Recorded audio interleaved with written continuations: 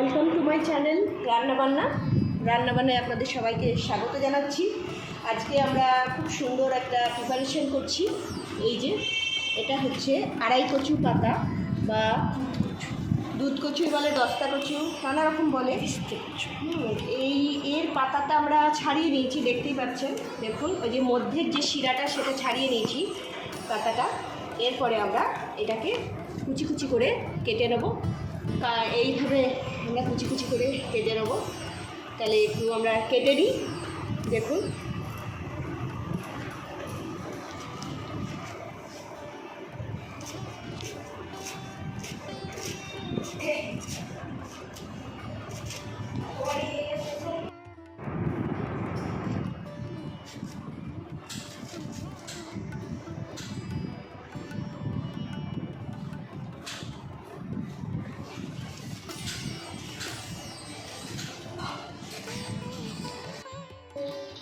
আমরা শাকটা ভালো করে কুচিয়ে নিয়েছি, দেখতেই পাচ্ছেন।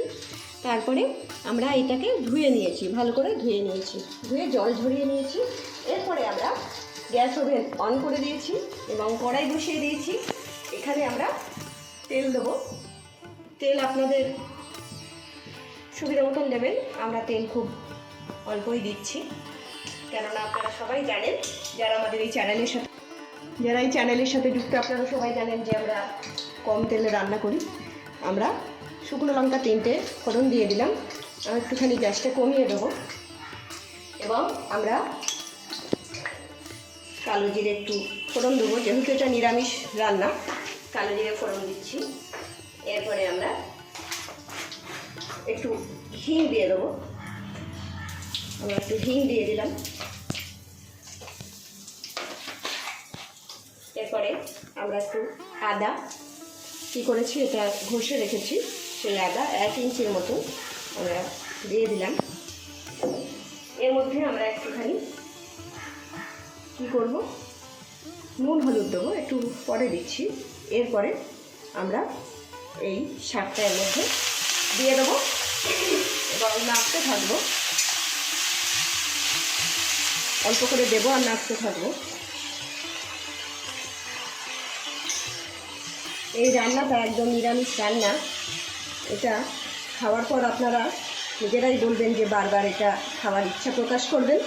বাড়ির সবাই দেখবেন যারা কচু শাক পছন্দ করে না, গলা চুলকায় তো একটুও না, এই কচু শাকটা আপনারা খেতে চাইবেন। আমরা একটু নেড়ে দেবো। একটু নুন হলুদ আমরা দেব। আমি একটু 1 চামচ নুন দিলাম। আপনারা আপনাদের স্বাদ মতন নুন দেবেন। আর একটুখানি নুন দিলাম। আর আমরা এরপরে হলুদ দেব। হলুদ একটুখানি দিলাম। অনেকে শাকে হলুদ দেয় না, কিন্তু একটু হলুদ দিলাম, গুণমান যাতে বৃদ্ধি পায় এবং খাবারটা যেন স্বাস্থ্যকর হয়ে ওঠে। এবারে আমরা একটুখানি নেড়ে দেবো, মিশিয়ে দেবো ভালো করে।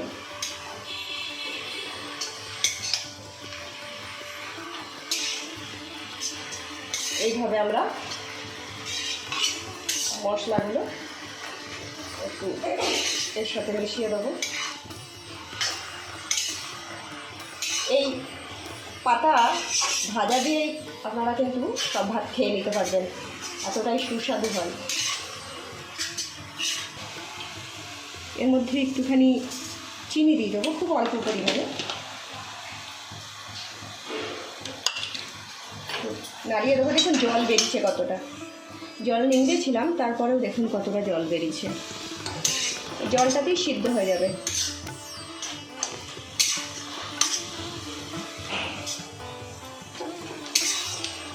খুব সুন্দর একটা গন্ধ বেরিয়েছে।